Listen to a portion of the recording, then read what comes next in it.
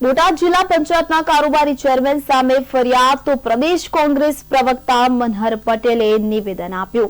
આ ઘટના ભાજપના નારી સુરક્ષા દાવાઓની પોલ ખોલી તો જિલ્લા પંચાયત કારોબારી ચેરમેન રાજુ ચૌહાણ સામે ફરિયાદીના પત્નીને મૈત્રી કરાર કરવાની લાલચ આપ્યાના આક્ષેપ કરવામાં આવ્યા છે। તો બોટાદ જિલ્લા પંચાયતના ખાતે प्रदेश कांग्रेस प्रवक्ता मनहर पटेले निवेदन आप्યું।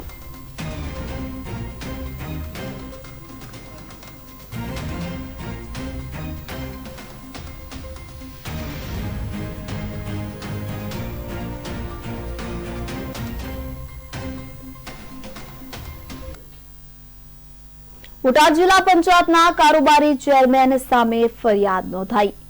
પ્રદેશ કોંગ્રેસ પ્રવક્તા મનહર પટેલે નિવેદન આપ્યું છે। પંચાયતના કારોબારી ચેરમેન સામે ફરિયાદ દાખલ કરવામાં આવી છે।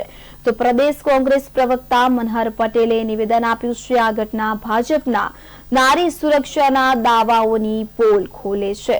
તો જિલ્લા પંચાયત કારોબારી ચેરમેન રાજુ ચૌહાણ સામે ફરિયાદ દાખલ કરવામાં આવી છે। તો આપને જણાવી દે કે ફરિયાદીના પત્નીને મૈત્રી કરાર કરવાની લાલચ આપ્યાના આક્ષેપ કરવામાં આવ્યા છે।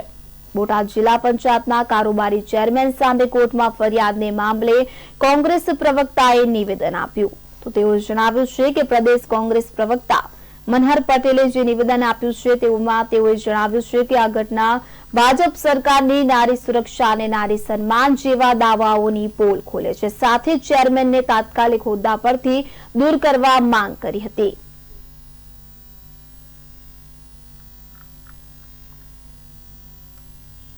पंचायतनी अंदर चूंटायेला सभ्य अने कारोबारी चेरमेनना पद उपर बैठा छे। ए व्यक्ति भाजपना एक आगेवाननी पत्नीने पोतानी पत्नी बनाववा माटे कारस्थान आदरी रह्या छे। जे महिलाने ए पत्नी बनाववा मांगे छे एना पति कोर्टमां जाय छे के मारी पत्नीने सुरक्षित करो, मने सुरक्षित करो, मारा बे बाळको छे ए रखड़ी पड़शे। એ સરકારને આજીજી કરે છે, વિનંતી કરે છે, મને બચાવો। પરંતુ ભારતીય જનતા પાર્ટીની સરકાર કે એના આગેવાનોમાં પેટનું પાણી હલતું નથી। આ પંચાયતની અંદર